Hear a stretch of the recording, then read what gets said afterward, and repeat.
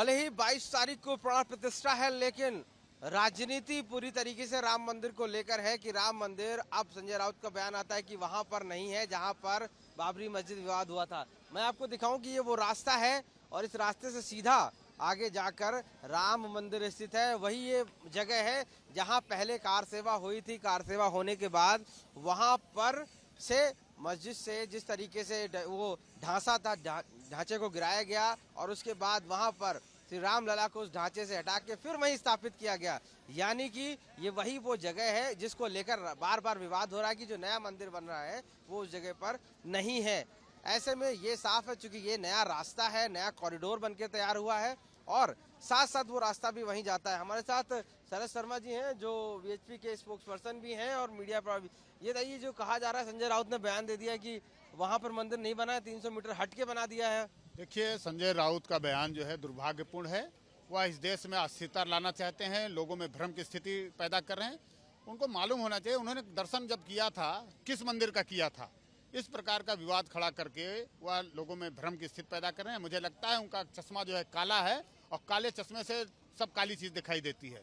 इस प्रकार के लोगों के द्वारा इस दुर्भाग्यपूर्ण बयान जो आ रहे हैं, वह प्राण प्रतिष्ठा को लेकर जिस प्रकार से सारा देश जागृत हो रहा है, देश जो उमंग से परिपूर्ण है, उमंगता से परिपूर्ण होने के बाद लोग अयोध्या जी पहुंच रहे हैं, अयोध्या धाम में दर्शन कर रहे हैं। ऐसे में इस प्रकार का बयान देना, मुझे लगता है ये असली शिवसेना तो अब रही नहीं। शिवसेना तो समाप्त हो चुकी है।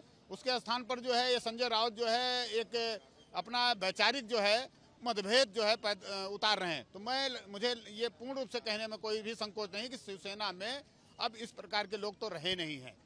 दूसरी बात यह है कि विगत 2 वर्ष पहले भी जो है उद्धव ठाकरे जी के साथ उन्होंने दर्शन किया था। किस मंदिर का किया था? रामलला का नहीं किया था क्या? आपने किसका दिया? अब वो वास्तव में वो कहीं और किसी और दल में है या किसी संगठन में है, तो इस प्रकार के बयान उनका स्वाभाविक है देना, क्योंकि वह जो है पूर्ण रूप से ऐसे लोगों के साथ हैं जिन्होंने कहा कि हम रामलला का दर्शन नहीं करेंगे। यानी कि उन्होंने जो है सीधे सीधे वोट बैंक की राजनीति की है और वोट बैंक के कारण जो है इस प्रकार के दुर्भाग्यपूर्ण बयान दे रहे हैं। सर जी, ये बताइए कि जो मंदिर है आखिर उसके पीछे फैक्ट क्या है? उसी जगह पर है या इसको लेकर एक जो विवादित स्थिति बना दी? 500 वर्षों पूर्व जिस मंदिर पर बलात् रूप से एक ढांचे को खड़ा कर दिया गया था, उस ढांचे के नीचे ही रामलला विराजमान थे, जिसका जो है भूमि पूजन हुआ, जिसको जो है चाहे 1989 में भूमि पूजन हुआ हो, चाहे 2020 में जब मोदी जी आए थे, तो ये भूमि पूजन का जो कार्यक्रम हुआ था उसी जगह पर हुआ था जहां पर रामलला विराजमान थे, जिसका निर्णय माननीय सर्वोच्च न्यायालय ने दिया था। अगर तो संजय राउत को मालूम होना चाहिए कि वह निर्णय कहां पर दिया गया था। मुझे लगता है कि वोट बैंक की पूरी पॉलिसी उनकी, और ऐसे लोग जो भ्रष्ट हैं और ऐसे निकम्मे लोगों से सावधान रहना चाहिए समाज को।